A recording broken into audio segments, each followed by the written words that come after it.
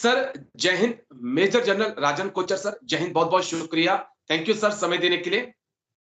Thank you sir. Sir America की सत्ता में डोनाल्ड ट्रंप की वापसी हो चुकी है, जबरदस्त जीत। डोनाल्ड ट्रंप की 5 साल बाद, कहें तो 5 साल का वनवास खत्म हो चुका है। डोनाल्ड ट्रंप की इस जीत से भारत के ऊपर क्या असर पड़ेगा, क्योंकि डोनाल्ड ट्रंप तो कह रहे हैं कि make America great again, America first की नीति पर वो चलने वाले हैं। इधर मेक इन इंडिया और मेक फॉर वर्ल्ड की कंसेप्ट है। दूसरी तरफ मिडिल ईस्ट में टेंशन बढ़ रही है और अमेरिका का रोल वहां पर क्या होगा, तमाम ऐसे पहलू हैं जिन पर मैं आपके साथ बातचीत करूंगा। लेकिन शुरुआत डोनाल्ड ट्रंप की इस जीत के साथ सर, क्योंकि अब मुझे लगता है कि 4 दिन बाद वो वक्त आ चुका है जब हम एनालाइज करें इस चीज को कि ये जीत भारत के लिए क्या मायने रखती है। हाल ही में हमने देखा कि भारत और अमेरिका के बीच कई डिफेंस डील हुई हैं, लेकिन वो डील पूरी नहीं हुई है। तो क्या डोनाल्ड ट्रंप आने से एक उम्मीद हम कर सकते हैं कि कुछ उन डील्स में तेजी आएगी सर? देखिए, हमको समझना पड़ेगा अमेरिका की गवर्नेंस किस प्रकार से चलती है।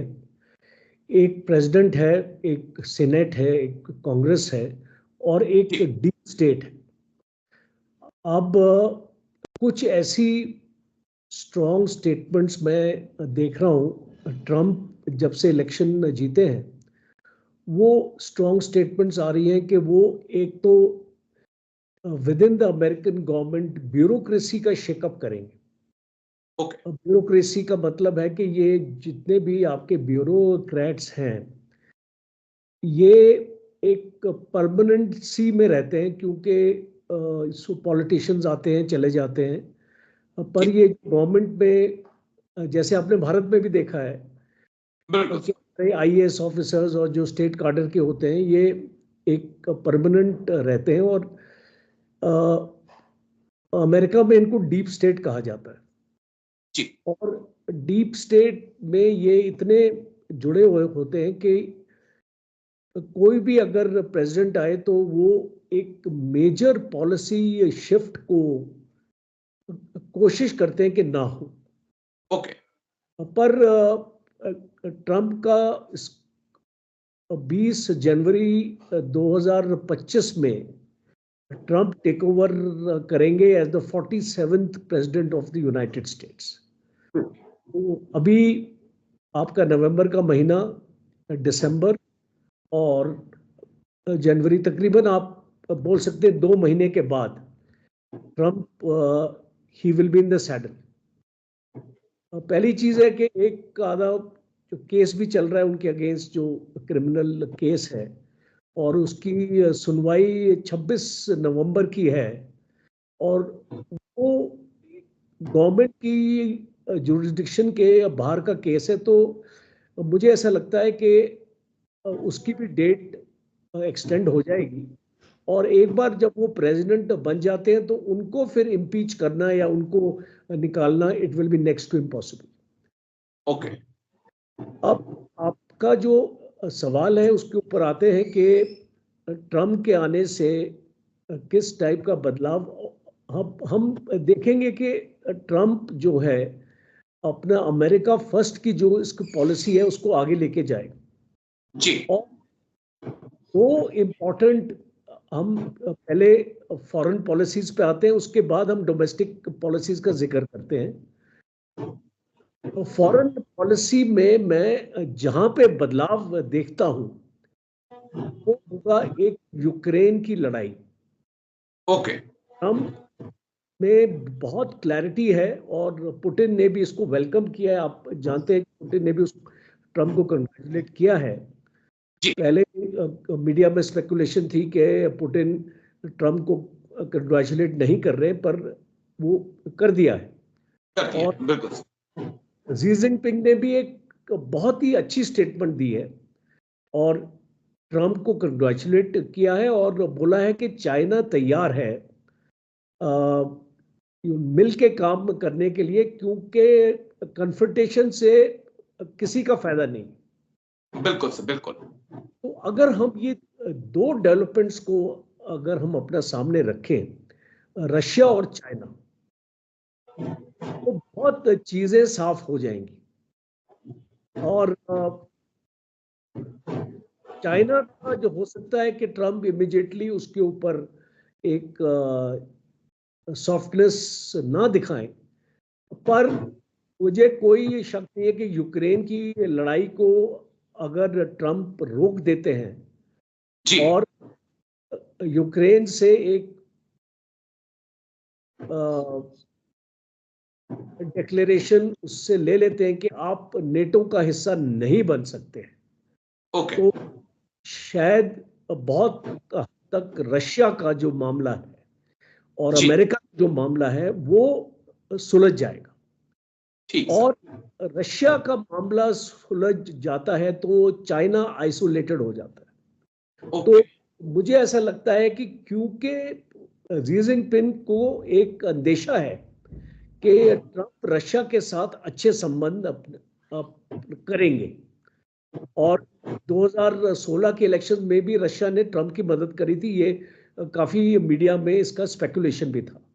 बिल्कुल सर। मैं ये मानता हूं कि रशिया और अमेरिका अगर क्लोज हो जाते हैं और अपनी दूरियों को कम कर देते हैं तो एक चाइना के साथ भी एक अच्छे संबंध होना अमेरिका के लिए एक पॉसिबिलिटी नजर आती है। ताइवान का इशू भी शायद आने वाले वक्त में वो इसको गरमाएगा। ओके और बेसिक कंटेंशन जो अमेरिका और चाइना के बीच में है वो साउथ चाइना सी को लेके और ताइवान को लेके है। और बिल्कुल अगर सर। बिल्कुल इसका समझौता हो जाता है तो ये मैं मानता हूं कि ये एक मेजर इसको विक्ट्री होगी ट्रंप की। और ओके इससे क्या होता है, इससे ये होता है कि जो अमेरिकन इंडस्ट्री है, जो अमेरिकन इकोनॉमी है वो मजबूत होती है। जी और जी जी ट्रंप यही चाहते हैं कि जॉब्स वो विद इन द कंट्री अपने यूएस में क्रिएट करें। और ओके ये जो इलीगल माइग्रेंट्स का भी एक इशू है, जो जी जी अगर इसको रिजॉल्व कर पाए तो आप देखेंगे ऑटोमेटिकली लाखों जॉब्स अमेरिका में क्रिएट हो जाएंगे। जी अमेरिकन जो इंडस्ट्री है वो जो आज एक डिफेंस ओरिएंटेड इंडस्ट्री है, जो ये लड़ाइयों को फंड कर रही है, और अगर ये इंडस्ट्री का जो पैसा अमेरिका जो एड्स दे रहा है, जी जी और खास तौर पे एक और इंडिकेशन आया है वेस्ट एशिया के बारे में भी कि हो सकता है कि यहाँ की लड़ाई भी बंद हो जाए, बिल्कुल सर। बिकॉज ट्रम्प का मानना है कि इसको लड़ाई से कुछ हासिल नहीं होता है। तो अगर ये दो चीजें हो जाती हैं तो अमेरिकन इकोनॉमी अपने आप ही रेल पे आ जाएगी, यू नो एम्प्लॉयमेंट हो जाएगी, इमिग्रेशन कम हो जाएगी, और ये आपका जो H1B वीजा वाला जो मामला है, ओके ये जो एग्जेक्टिव ऑर्डर 13788 इसको बोलते हैं, उसके तहत ये एग्जेक्टिव ऑर्डर है। अगर ये H1B वीजा पे सख्ती होगी तो आप ऑटोमेटिकली देखेंगे कि अमेरिका की इंटरनल सिचुएशन भी आपकी बेटर होगी। और लास्ट पॉइंट है जो टैरिफ्स की बात करते हैं हम।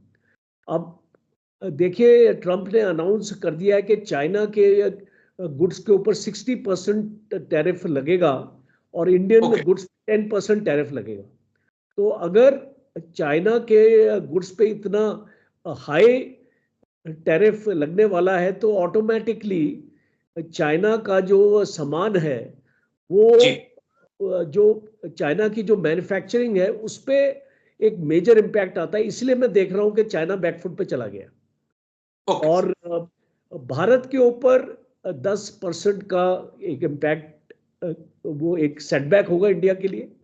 और इसको मैं उम्मीद रखता हूं कि जिस रिलेशंस है मोदी और ट्रंप के बीच में, दो तीन इंपॉर्टेंट चीजें होने वाली हैं। एक तो जो अमेरिका का रुख पाकिस्तान की तरफ है जी चेंज होगा, और जो अमेरिका का रुख बांग्लादेश की तरफ है वो चेंज होगा। और अगर ये दो चेंजेस मैं देखता हूं कि सामने आए तो भारत की काफी सिक्योरिटी सिचुएशन सुधर जाती है। और अगर ये जो चाइना के साथ हमारी ऑलरेडी बातचीत अभी चल पड़ी है, पेट्रोलिंग वगैरह ये सारी चीजें आहिस्ता आहिस्ता करके नॉर्मलाइज होंगी, और अगर हमारे चाइना के साथ भी रिलेशन अच्छे हो जाते हैं over a period of time, ये इतना जल्दी होने वाला नहीं है, पर हम एक उम्मीद लगा सकते हैं क्योंकि ट्रम्प के आने से इसमें बहुत फर्क पड़ेगा। तो मुझे लगता है कि ये अगले 4 साल इंडियन हिस्ट्री के लिए बहुत अहम होने वाले।